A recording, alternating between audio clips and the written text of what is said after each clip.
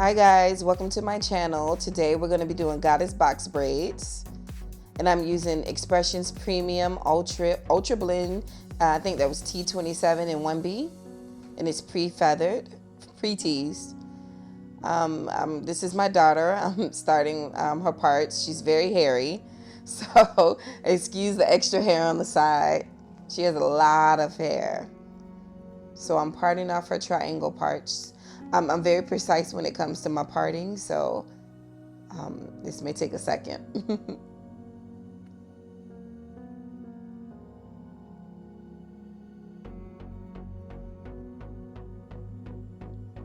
And I'm using edge control. This is edge tamer. I find it better to use than any other thing just because it gets everything together easily. All right, this is my first part for my triangle. This would be triangle 1. I like to go ahead and part everything off first and then start braiding just so I can know where everything's gonna sit or lie. I don't know why she's covering her face like she's some kind of celebrity. All right, so this is the size parting I like to use. This is the size of hair I like to use, or the amount of hair I like to use. And I usually do one, like my left side smaller than my right side. So when I fold them together, one of them becomes, my left side becomes 1. And then my right side is 2. So that gives me my 3 pieces. And I'm leaving the ends loose, just so I can go back and add the curly hair at the bottom. And this is the second triangle.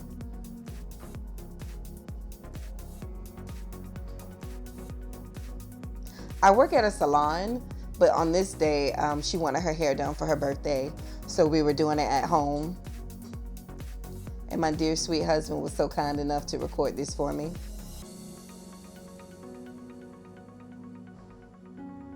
And no, I do not braid this so fast.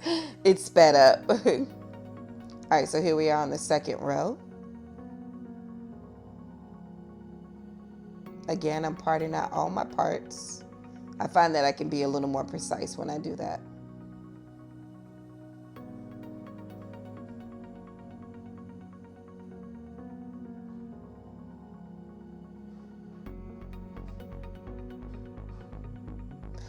We used 2 different colors for this. She wanted a ombre, of course, and then she wanted some 30 and some 27.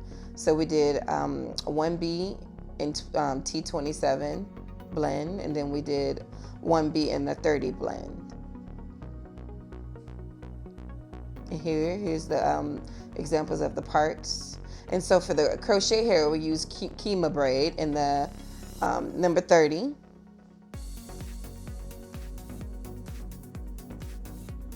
And then I just added to the parts that I left open or loose. And then I do slip knots at the end so it doesn't come loose. And here's our third row completed. Look at those parts. Very neat.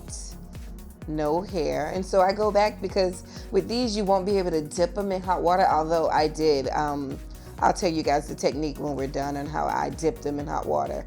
But I'm going back and trimming it because I hate braids that have the loose hairs at the end. So I go back and I trim.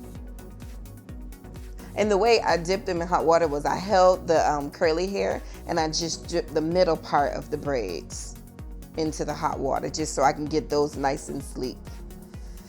And here we are. I think, yep, we're on the last row. So you can see how the triangle parts are nice and neat. This girl has so much hair, it's ridiculous. And so here we are at the end with all the curly hair added to the ends. And so this is a foam I purchased from a guy named Mr. Allen. It's a professional brand that he comes to the salon and we purchase it for him. It's called Hydro Foam. And the name of his product line is I'll put it in the description. I forgot what the name of it is. And then I like to use Gorilla Snot for the edges. And I put a little foam on the Gorilla Snot just so it's not so hard and it doesn't flake. Hair Elements. That's the name of it, Hair Elements. Look him up on Instagram. This child, her eyebrows and her edges touch. And then so at the end I go back and I trim just to make sure everything's nice and neat. I don't like it bluntly cut, so I kind of like feather it a little bit. And then I go back and put foam on the ends of those. And here's the completed look. She's so extra. But those braids are so nice. She got so many compliments on them. Thank you guys for watching, and please subscribe.